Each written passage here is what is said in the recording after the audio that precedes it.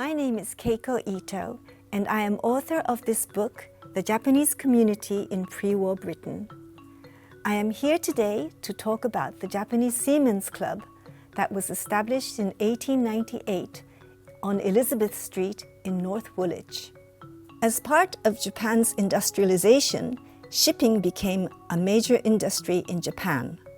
Japan's major shipping company, the Nippon Yusen Kaisha, or NYK as it's known, was formed in 1885, and the European line was inaugurated in 1896.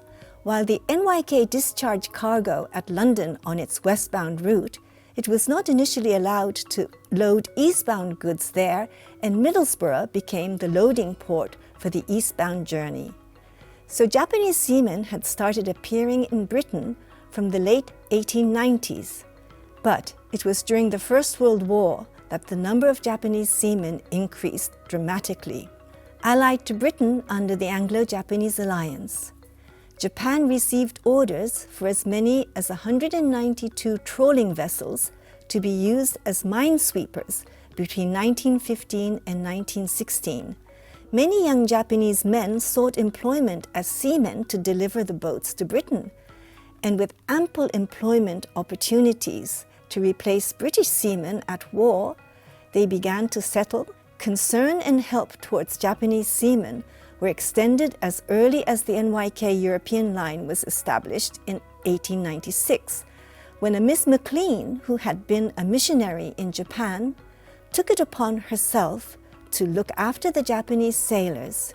She moved to the Albert Docks to be in situ when the ships arrived, and she also spent much of her time in seamen's lodging houses in Chiswick. By 1898, a more formal arrangement for seamen was set up with the establishment of the Japanese Seamen's Club by the missions to the seamen to promote Christianity and provide spiritual comfort to those far away from home. The club was founded by Mrs Edward Bickersteth, widow of Bishop Bickersteth, who had been responsible for the formation of the Anglican Church in Japan. Mrs Bickersteth, in a book on her missionary works, wrote that work among Japanese sailors was most hopeful when carried away from their own shores, when, as strangers in strange lands, they are singularly susceptible to friendly influence. The club rented a two-story house at 31 Elizabeth Street, North Woolwich, and provided a billiard table and Japanese magazines and newspapers, mainly donated from the Japanese embassy. They also took visiting seamen on guided tours of London and its vicinities.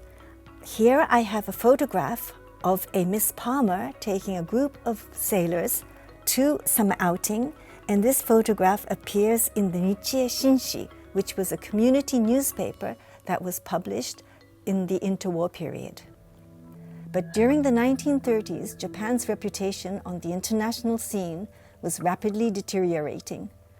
Britain, in response to the changing international climate, passed legislation in 1936, making it impossible for seamen of foreign nationalities to work on British ships. It was at this time that a number of Japanese seamen took on British nationality, and some sought other means of employment. In July 1937, Japan began a full-scale war against China, and British public opinion immediately turned against Japan. The practical consequences came to be acutely felt among the seamen, who ended up losing their jobs, even those with British nationality. Following the Japanese attack on Pearl Harbor in December 1941, Britain declared war on Japan, and a total of 114 Japanese men, including seamen, were interned on the Isle of Man. Internment didn't last long for the majority of the expatriate businessmen, because negotiations for Anglo-Japanese exchange repatriation began almost immediately. The situation was different for seamen, however, because they were viewed as being immediately useful to Japan's war effort if they were returned to Japan. They were classified as prisoners of war instead, and moved from the Isle of Man to Knapdale POW camp in Scotland in March 1942.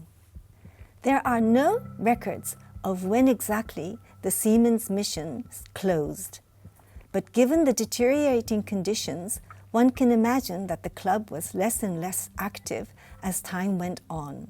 Sometime during the war, according to an interview found in the Eastside Community Heritage Archives, it appears that the club got bombed and went.